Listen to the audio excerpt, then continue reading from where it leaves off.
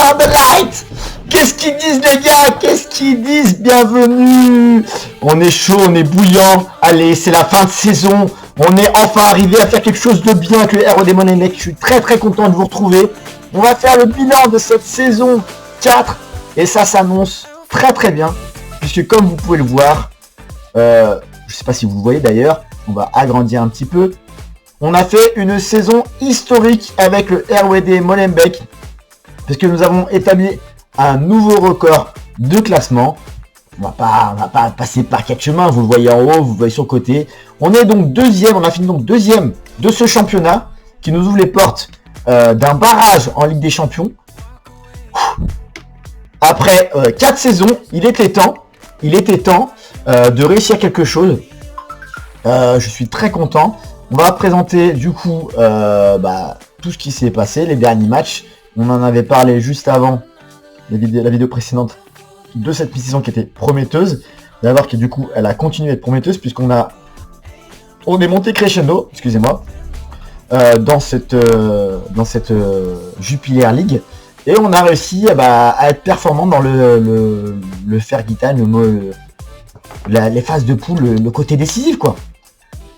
Comme vous le voyez, il y a un Mohamed Amer qui a du coup terminé un recordman des récompenses hommes du match avec 11 désignations. Vous allez voir qu'il a fait une saison monstrueuse. Il n'est pas dans les meilleurs buteurs, mais il a été très très bon. Il a même été nommé joueur de l'année. Voilà, il a mis 20 buts, les gars, en 34 matchs. Moins de 7,47, c'est énorme. Il a vraiment bien progressé. Voilà, c'est jeune joueur de l'année. Et joueur de l'année, voilà, il a tout raflé. D'ailleurs, je voyais que je n'ai même pas récompensé. Et voilà, et logiquement, si je dis pas de conneries, normalement, il a été sélectionné avec sa sélection norvégienne. Si je dis pas de conneries, logiquement, il est dans le groupe. Il est dans le groupe, voilà, pour jouer la Coupe du Monde, les gars. Il est dans le groupe pour jouer la Coupe du Monde. C'est vraiment une trouvaille de ouf que j'ai eu avec ce joueur-là. Putain, mais c'est un truc de fou. Voilà, il a mis 25 buts au total et il joue la Coupe du Monde. C'est un truc de fou. Il va jouer peut-être avec Haaland dans cette Coupe du Monde 2026. C'est assez ouf. Voilà, donc ça c'était pour mon petit chouchou parce que voilà, c'est vraiment devenir mon chouchou de cette game. Il est vraiment trop fort. Il m'a apporté beaucoup de plaisir. Vous voyez qu'il a progressé par rapport à la dernière fois, si je dis pas de conneries. On le faisait travailler en finition et il a pris 1 en finition. Il a même augmenté en détente verticale. Je crois qu'il était à 14. Donc voilà, ça progresse tout doucement. Ça progresse tout doucement. Notre géant norvégien. Alors, on va tout de suite vous montrer du coup ce classement. Et on va pas spoiler puisque du coup, vous le voyez aussi, nous avons réussi à remporter la Crotty Cup. Nous avons gagné du coup contre Lommel en Manita, s'il vous plaît, 5-0. On avait vu qu'on avait gagné 2-0 au match aller. On a remporté le retour 3-2. Voilà, on menait 3-0. Ils sont revenus à 3-2. Et c'est Lommel qui s'est qualifié, eux, dans le demi-finale. On a joué contre eux en finale et on les a explosés tout doucement, tout doucement. On les a dominés largement. Première mi-temps, c'était un peu timide. Et là, après, ça a fait comme le ketchup. Paf, 1 but, 2 buts, 3 buts, 4 buts, 5 buts. C'était terminé. Mohamed Amer qui a été, encore une fois, masterclass. Même si c'est Thiago Molenbeek qui a été homme du match. Voilà, donc domination totale. Premier trophée, enfin, deuxième trophée dans la save avec le titre de D2. On gagne une coupe. Franchement, je suis vraiment content de cette coupe. Ça va nous qualifier en Europa League. Ça nous a qualifié en Europa League. Mais on a fait beaucoup mieux puisqu'on s'est qualifié pour la Ligue des Champions en finissant deuxième derrière le club Bruges qui a été voilà, loin devant, facile. 13 points d'avance, facile. Nous, on a fini à 45 points, 2 points devant Genk. Voilà. Comme vous voyez, on est monté crescendo. Voilà. On a été 6ème, on s'est qualifié. Puis on est monté tout doucement, tac, dans notre championnat. Alors je vais vous montrer du coup. Voilà, comme ça. On a fait donc du coup. Non, ça c'est barrage pour l'op, c'est pas ça, c'est cool. Live. Voilà. On a fait comme ça. 10 défaites. On va continuer à perdre contre Genk et contre Bruges. 2 matchs nuls, 9 matchs nuls, même 2 matchs nuls sur cette phase. Et on a fait du coup des victoires contre Charleroi aller-retour, contre le Standard aller-retour et contre le Mel qui nous a permis du coup de passer devant tout le monde. Donc voilà, ça a été très bien. Alors, je vais vous montrer du coup par match. Donc on a commencé ces phases de poule avec difficilement un match nul contre Lommel. On a ensuite battu le Standard de 1. Voilà. On a ensuite perdu contre Genk, mais Genk on n'a jamais à les battre. On a ensuite enchaîné Charleroi 1-0. Bruges, on va faire un partout là-bas. Très bon résultat. On gagne contre Lommel 2-1. Ensuite on les éclate en coupe. On perd contre Genk. Et on a fait 2 victoires qui nous a permis d'avoir de l'avance.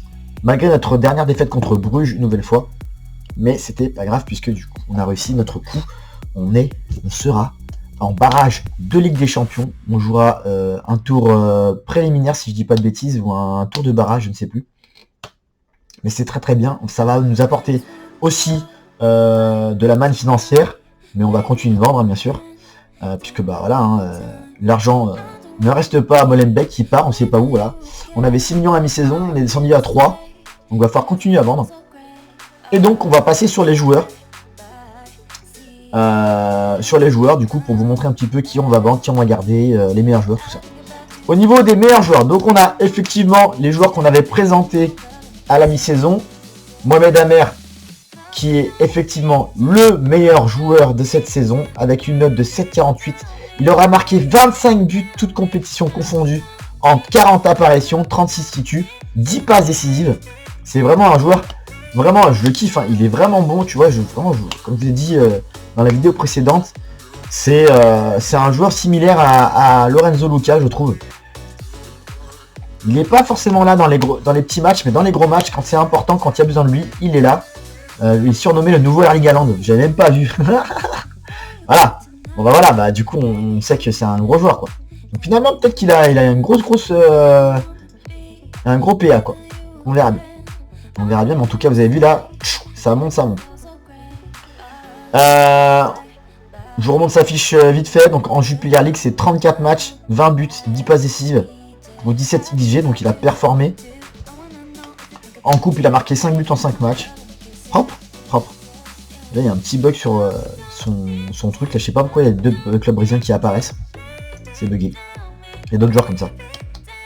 Ensuite, Thibaut Persine, je vous avais dit sur le bilan de mi-saison, il me semble qu'il était déjà à plusieurs passes décisives. Et là vous voyez qu'effectivement il a bombardé au niveau passes décisives, puisqu'il en a fait 16, toutes compétitions confondues, 10 en championnat, une note de 7,04 en championnat. Franchement, Thibaut, je le félicite parce qu'il a vraiment, il m'a surpris. Il n'était pas parti pour être titulaire à la base quand je l'ai recruté. Il était plutôt pour être rotation. Il peut voler plusieurs postes, mais c'est vraiment un ailier qui performe parce qu'il développe pas mal de passes décisives. Là aussi, vous voyez, il y a un bug encore. Je ne comprends pas pourquoi. Donc, franchement, Thibaut, belle saison. Je suis vraiment très content de lui.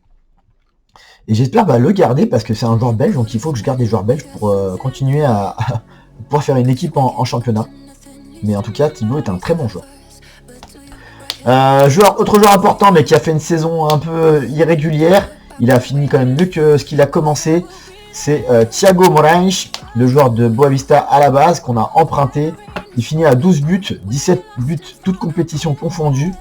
Il aura fait une saison mitigée, voilà. Il a été irrégulier, mais il a marqué des buts importants. Il a fait une belle paire avec Mohamed Amer. Donc on verra si on arrive à le garder en prêt. Chose que je doute fortement puisque j'ai déjà essayé je crois. Et si je dis pas de bêtises, voilà. Le Smith aimerait voir Thiago Moraes évoluer dans un environnement différent et ne préférait donc pas le prêter. Donc à mon avis, ils vont refuser. Tant pis. Autre joueur qui a performé en fin de saison, qui est devenu titulaire en fin de saison, c'est Adama Sarr. Alors pareil, c'est un joueur qui a du potentiel, mais en fait c'est un joueur que je veux revendre. J'ai fait potentiel achat-revente. Il a une très belle fiche, mais pas oufissime non plus. Je l'ai récupéré gratuit du côté de Génération Foot. J'allais fouiner les clubs, les académies africaines. Génération Foot, Aspire, tout ça là. Du coup, il a fait une très bonne fin de saison. Voilà, il a fait 33 matchs, toute compétition championnat, 8 buts, 4 passes décisives. Il a été très très bon dans la fin de saison. Il a été important, ce qui nous a permis d'être dans les 2 premiers. Voilà. Donc on verra si on a des offres. Pour l'instant, il n'a pas une valeur qui a beaucoup explosé. On va peut-être attendre un petit peu parce qu'il a encore du potentiel selon notre staff. Donc on verra bien. On je vous fais jouer en milieu axial attaque. Où il n'a pas des grosses qualités. Enfin là-dessus il a des qualités, mais voilà, il faut lui donner le temps. Donc on va voir ce qu'on va faire avec lui. L'autre joueur qui a bien performé, c'est Jack. Jack, on l'a depuis le début de saison, il était en prêt avec l'affiliation Crystal Palace. On l'avait récupéré en saison 2, parce qu'il coûtait pas cher, mais il était moins bon que les autres. Et là, j'avoue que il a fait ses matchs, hein, le petit Jack. Il a fait ses matchs et il progresse. En plus, regardez, il progresse, il y a des flèches vers le haut. Et en fait, il est intéressant, quoi. Il est pas, il casse pas la baraque au niveau de ses attributs, mais sur le terrain, voilà, il est très intéressant. Il a marqué des buts de la tête, notamment il a marqué un doublé sur un match. Est-ce qu'on l'a ce doublé? Ouais, il a marqué un doublé de la tête. Non, ça c'était contre la Gantoise. Il a marqué 2 buts et une passe décisive. Voilà, il a été énorme sur ce match-là. Donc il a été très très bon. Je l'ai placé titulaire avec Lojoncourt. Il a fait ses matchs. Voilà.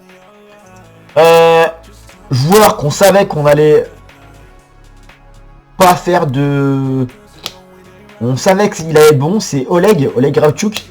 Voilà, on savait qu'il avait une très belle fiche. Franchement, c'est même bizarre qu'il soit chez nous parce qu'il est plus fort que la plupart des joueurs qu'on a. Il a une grosse valeur, donc je pense que lui, dès qu'il y a une offre, on va pas chipoter. Ça va être merci, au revoir. Même s'il a été très très bon. Il a une belle fiche. Voilà, il nous a apporté beaucoup, même s'il a une note en dessous des 7. Voilà. Mais il est très très bon, il a apporté son expérience. Donc on verra bien ce que ça donne du côté d'Oleg. Mais en tout cas, voilà, joueur qui nous a beaucoup satisfait. Mais joueur qu'on va revendre, je pense. Autre joueur qui a été bon, c'est Manu Silva. Qu'on a aussi, vous voyez, ses flèches montent vers le haut. Qu'on a passé titulaire en MDC. Et qui a fait ses matchs. Il a joué quasiment à toute la fin de saison. Très important lui aussi. Il faut toujours se méfier de sa note en agressivité parce que des fois il nous fait des petites dingueries, il nous prend des cartons rouges. Mais là, avec Molenbeek, il prend pas de rouge. Avec Boavista que j'ai dans le multi, il en prend plein. Bon, il prend des jaunes. Hein. Voilà, on a pris 10 en championnat, donc il a été suspendu quelques fois. Mais pareil, Manu Silva, voilà, il est polyvalent. On va voir. S'il y a des offres, on verra bien, on étudiera. Mais en tout cas, Manu Silva a été très très bon aussi en fin de saison. Donc ça nous a permis d'atteindre nos objectifs. Sardella, on en avait parlé, il a continué à être bon. Vous voyez qu'il a fait 10 passes décisives sur l'ensemble de la saison. Voilà. Très très bon lui aussi. Qui a continué à être régulier, important sur son côté droit. Il a été titulaire indiscutable. Et un autre joueur qui a été très très bon, c'est William. William qui s'est pas mal blessé, mais qu'à chaque fois qu'il a joué a été vraiment vraiment important. Joueur décisif sur son côté gauche, on l'a placé en ailier, rappelez-vous. Il a marqué 6 buts, 8 passes décisives en championnat. Voilà. Il n'a pas joué tous les matchs parce que forcément il a été blessé plusieurs fois. Pas une fiche exceptionnelle non plus, mais techniquement il est bien, il est moyen, il est bien. Donc on va le garder aussi parce que c'est un joueur belge. Et il a fait une bonne saison. Voilà, donc je vous laisse regarder aussi un petit peu les autres matchs. Edmoussou décevant. Je suis pas sûr qu'on puisse le garder lui aussi en prêt. Il me semble que voilà, ils veulent plus nous prêter, nous l'ont gentiment laissé parce qu'on leur avait vendu. Maintenant je pense qu'il va aller progresser ailleurs. Malgré tout, je pense que je l'ai fait progresser même s'il n'a pas une note très élevée. Il prend des buts casquettes encore quelques fois. Mais il y a des matchs, voilà, il est pas régulier quoi. Des fois des matchs il est très très bon, d'autres matchs il l'est moins. En coupe il a été très très bon, c'est 17 de moyenne. Mais voilà, Edmoussou, voilà, on a testé, on sait que c'est un gardien qui a beaucoup de potentiel. Il a l'avantage d'être quasiment gratuit dès le début de la save. On l'a tenté, on l'a très bien vendu du côté de West Ham pour 9 millions. Voilà, il va finir là-bas tranquillement, il a une grosse valeur. Voilà. Et pour les autres joueurs, voilà, les joueurs qu'on va essayer de vendre, comme je vous ai dit, ça va être Ravchuk. Lui, il a pas joué, on va essayer de le vendre, il a une petite valeur. On le fait pas du tout jouer, même s'il a une fiche intéressante, pas ouf. On va essayer de vendre Miguel Aziz, qui a de la valeur. Voilà, qui a peu joué. Il m'a pas apporté cette façon, pourtant il a une belle fiche, meilleure que les autres. Il a une grosse valeur, donc on va essayer de le vendre. On va essayer de se débarrasser de Chibangu si on peut, qui a aussi une valeur intéressante. On va essayer de vendre Boya, qui est en fin de contrat. On va essayer de vendre Bembali. On va essayer de se débarrasser de Gala. On va essayer de se débarrasser aussi de Lojoncourt parce qu'il est en fin de contrat et que dans une saison et que il est moins fort que les autres. Hein. Voilà, il y a un niveau actuel qui est moins élevé que les autres. Donc on verra ce qu'on va faire au niveau du mercato. Encore une fois, la technique va être la même. On va essayer de vendre le maximum de joueurs qui ont de la valeur, sur qui je ne compte pas. Faire de la masse salariale supplémentaire. essayer de récupérer des joueurs gratuitement, de faire des coups pour faire une belle saison l'année prochaine. On jouera des barrages de Ligue des Champions, je vous rappelle. Donc va falloir être bon dans le mercato. Et bien sûr, les joueurs qu'on va essayer d'absolument garder, c'est Mohamed Amer, Persine, Adam Assar pour continuer à faire progresser, et William Balichiwa et Sardella, quoi. Les joueurs qui sont belges, et Amer surtout, parce que vraiment, franchement, je sais pas jusqu'où il peut aller, mais en tout cas, il faudrait que je change de skin pour voir son niveau actuel. À mon avis, il est plus fort que la plupart des joueurs si on regarde par étoile. Hein. Il n'y a pas d'étoile, mais je pense qu'il est dans les meilleurs. Il est dans les meilleurs. Voilà pour ce qui est de la saison. Qu'est-ce que je peux dire d'autre? La tactique, elle a finalement bien fonctionné. Hein. Voilà, on a modifié des trucs, on a changé pas mal de choses. On s'est mis à jour. Et puis voilà, on va demander des améliorations, bien sûr. Et puis voilà, on a eu des jeunes qui sont arrivés. Alors on a un petit jeune 5 étoiles qui est arrivé là, Igor Halleux, qui a une fiche très intéressante. 5 étoiles, on va voir qu'est-ce qu'il donne. Il est résistant imperturbable et il est annoncé comme prometteur. Est-ce qu'il est comparé à quelqu'un? Non.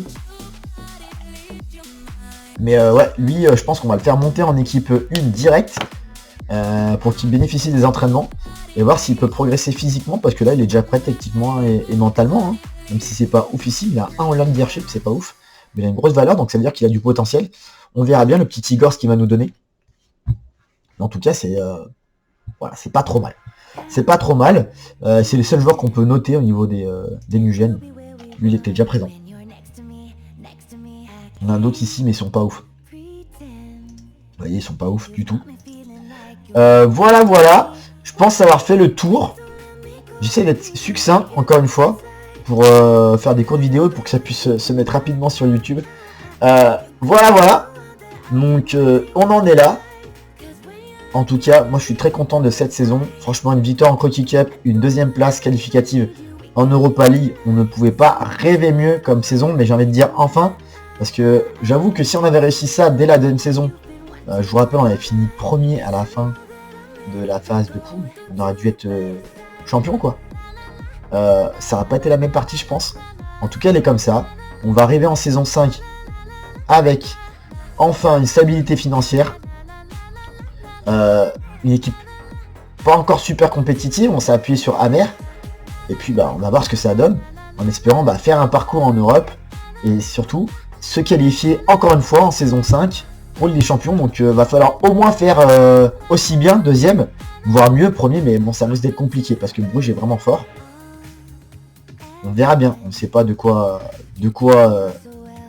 est fait cette partie. On verra bien. En tout cas, voilà. J'espère que ce contenu vous aura plu. J'espère que vous kiffez cette aventure avec mon deck. Voilà. On va clôturer là-dessus et on se retrouvera dès la semaine suivante, logiquement, si je mets cette vidéo. Là, on va passer à 3 vidéos par semaine. On aura du coup la saison 5 la semaine suivante, les gars. Je vous souhaite une bonne fin de journée, de soirée, de tout ce que vous voulez. Et je vous dis ciao. Prenez soin de vous. À déjà.